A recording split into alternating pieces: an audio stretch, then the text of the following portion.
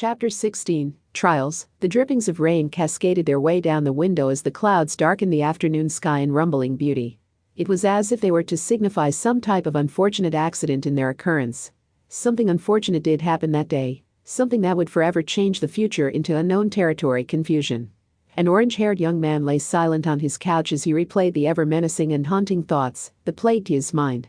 It was just so defiant of his nature, but he relished the thought of being alone in his own home, away from everyone and all the sadness, although he couldn't necessarily escape either of them.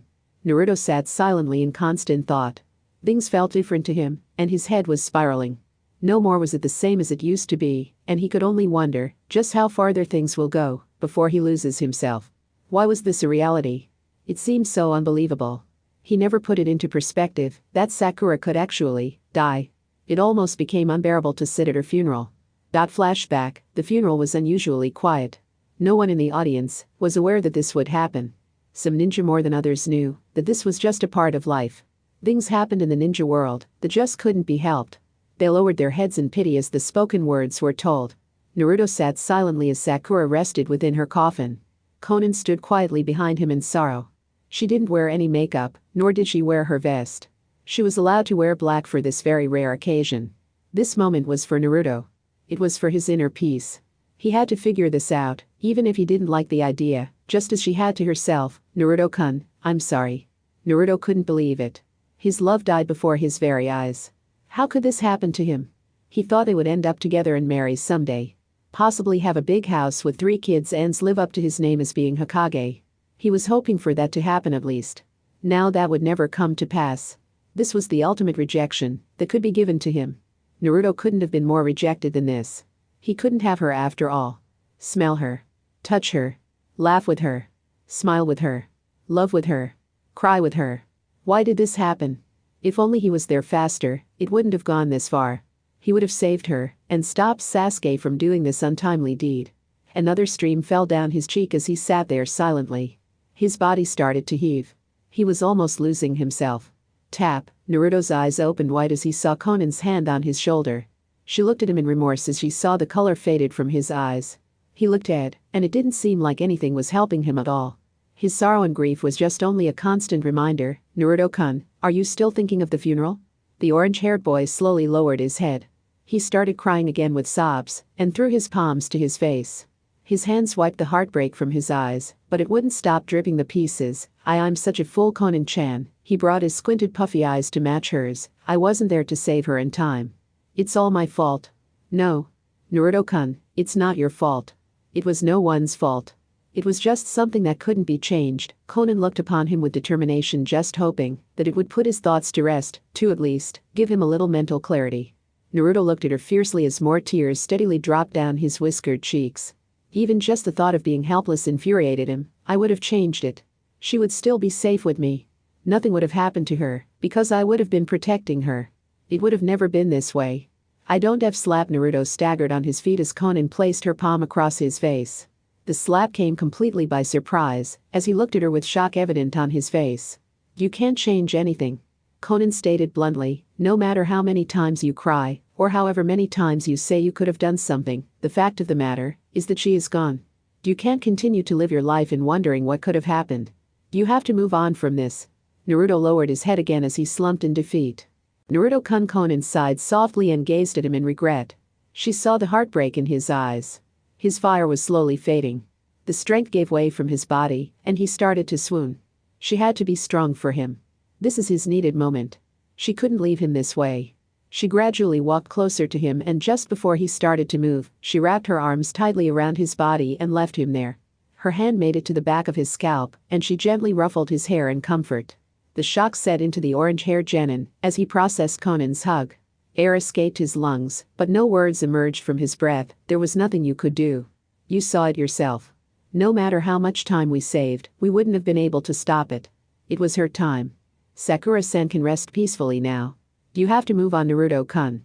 The tears fell even harder as Naruto started sobbing uncontrollably onto her shirt.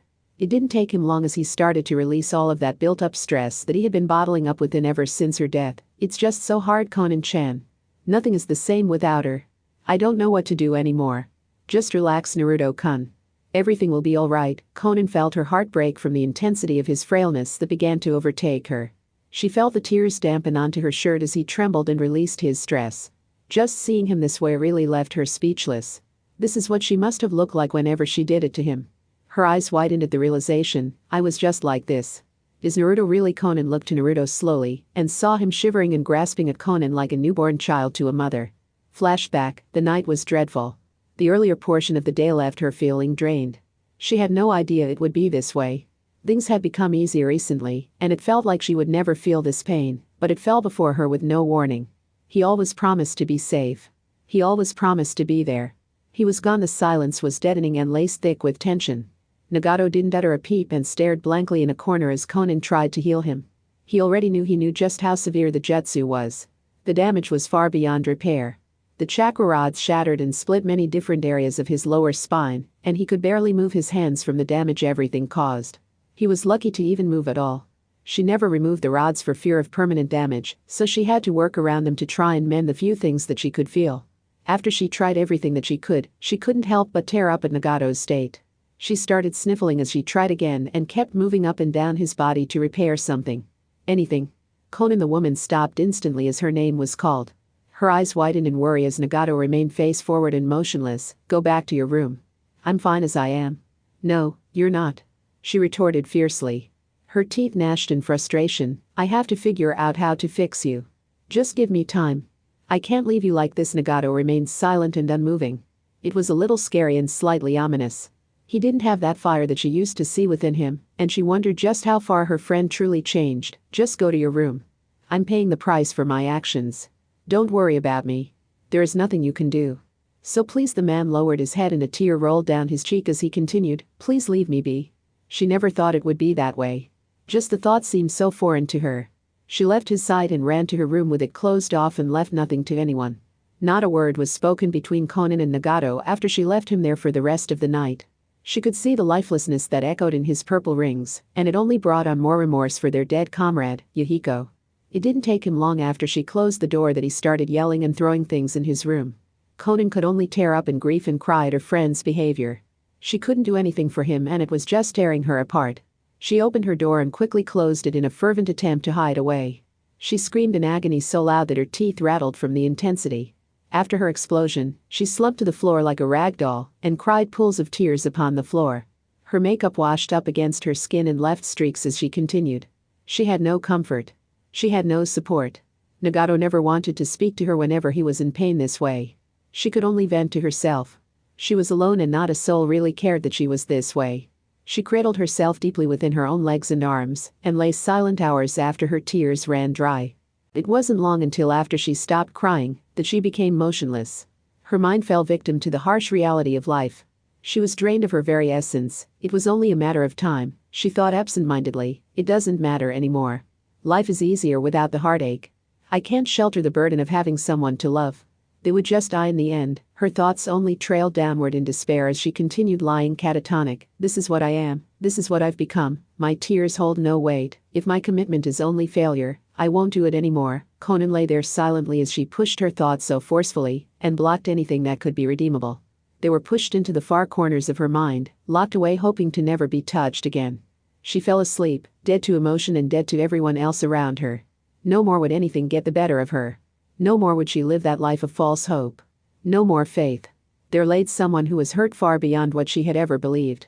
Never believing that she would ever recover from this. End flashback. Drip. Drip. Drip. The blue-haired woman lifted her hand to her face and noticed that her eyes were moist. The revelation shocked her to her very core, remembering just what happened. Her mind was so dark back then. She never believed it to be true. It didn't seem plausible at all. Her grip tightened on Naruto as she held him in her arms. Her heaving increased as she embraced him forcefully, almost suffocating him from the hold. The Jinchuriki brought his head up to realize that she was crying. She was crying again just as he was. He looked at her momentarily with question in his eyes as just for a split second, he forgot about Sakura's death. Not knowing what else to do, he held onto her tighter, while Conan's grip matched, and didn't want to let go. The woman noticed his stir and realized that it was becoming uncomfortable. She slowly nudged Naruto to his room and surprised him as they looked at each other. He looked into her eyes and saw the genuine feeling behind the gesture. After a solid moment of thought, he nodded his head in agreement and slowly went to his room with her. She lay down on his bed and pushed herself against the pillow to get comfortable. The pillow felt so inviting to her, and her eyes closed momentarily to the sweet sensation. Naruto came around and pushed his knees on top of the mattress. Conan looked at him deeply within his eyes as she observed him moving closer to her frame. She noticed him hesitate as he stopped midway to her. The orange boy was lying on the bed, but was giving the woman personal space.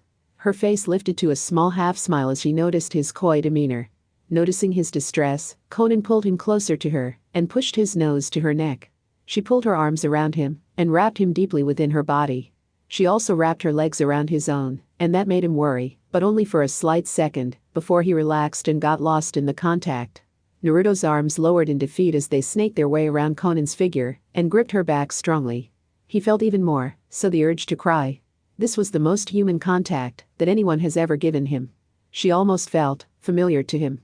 Conan didn't know if she was doing the right thing, but she felt that this was the best thing to do. Her tears kept flowing, even though she didn't feel any sadness. She just felt joy. The most joy any person could ever feel. She felt this feeling deep within that was just bubbling to the surface. It was all because of him. This light that he carried around. Everything about him made everything better. Naruto-kun, thank you for everything that you have done for me, she whispered softly to him as she continued. I wouldn't be who I am today if it wasn't for you. You really pulled me from what I used to be, and I never thought I would ever recover from this emotional failure. You've proved me wrong, and I couldn't be happier. Just thank you, Naruto. You really gave me order within my mind. Naruto?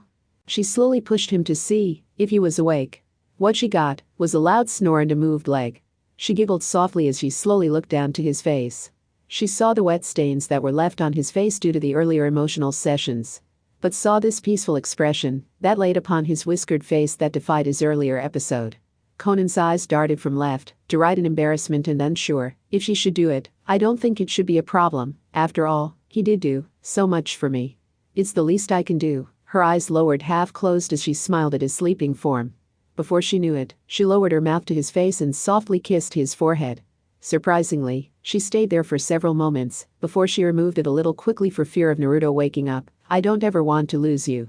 Please don't leave me either. You're the only thing I have left. Her eyes fell closed and the warmth from Naruto really drew her to snuggle a little more deeply into him. The body contact was so nice that she could lay in bliss from this embrace forever. End of chapter 16.